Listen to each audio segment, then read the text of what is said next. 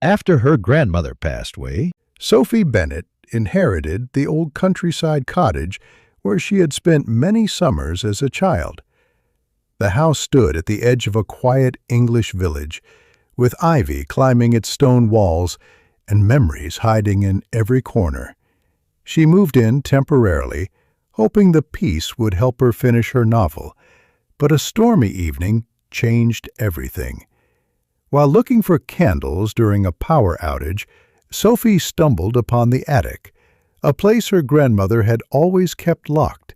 She pushed open the creaky door, flashlight in hand. Dust danced in the beam of light, and old trunks sat waiting like forgotten memories. In the farthest corner, she found a leather-bound journal tied with a faded red ribbon. The first page read, "This is not just a journal. This is the truth I could never speak aloud. Eleanor, 1963.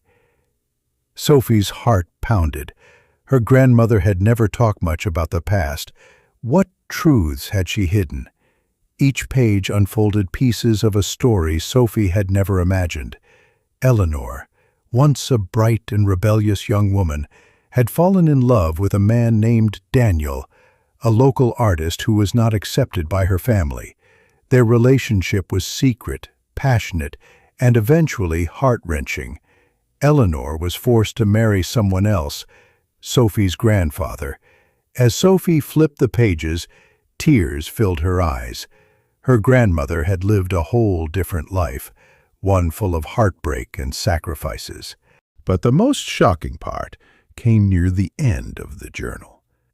Daniel was more than just a lover.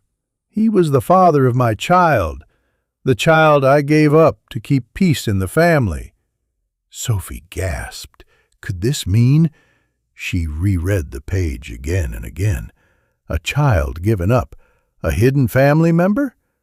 The rest of the journal hinted that Eleanor had secretly kept track of the child, a daughter through the years, but never dared make contact. Sophie couldn't sleep that night. Her mind raced with questions. Was her family even what she thought it was? Over the next few days, she followed the clues in the journal: names, locations, a photograph of a little girl marked Rose, 1970. With the help of village records and the local library, Sophie traced Rose to a nearby town. There, she found a woman in her early 50s who looked just like her grandmother. Same eyes, same gentle smile. Rose had grown up in foster care, never knowing her real family. When Sophie introduced herself and told the story, Rose's eyes welled with tears. "I always felt like something was missing," Rose whispered. "Now I know why."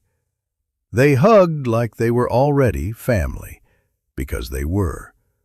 A few months later, the two women sat together in the garden of the old cottage, looking through Eleanor's journal once more. "I think Grandma wanted us to find each other," Sophie said. Rose nodded. She couldn't say it in words, but she said it the only way she knew how, through this. Sophie decided to write a book about it. Not just the story of Eleanor, but the story of love, choices, and the hidden paths that bring people together.